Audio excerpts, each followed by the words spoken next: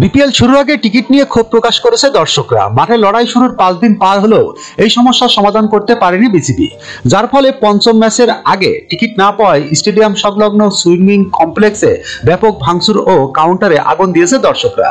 বৃহস্পতিবার 2 জানুয়ারি রাজশাহী ঢাকার ম্যাচ দেখতে সকাল থেকে মিরপুরে আসতে শুরু করে দর্শকরা। টিকিটের জন্য স্টেডিয়াম সংলগ্ন সুইমিং কমপ্লেক্সের কাউন্টারের সামনে জড়ো হতে থাকে তারা।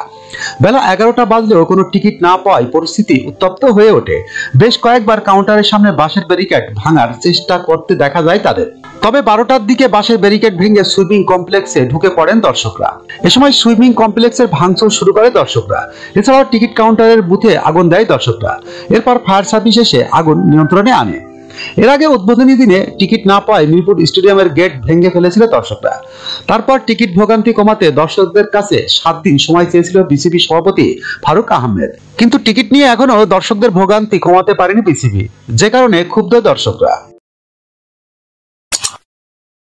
যখনকার খবর তখনই দেখতে চোখ রাখুন সুন 24 টিভিতে। চ্যানেলটি সাবস্ক্রাইব করুন।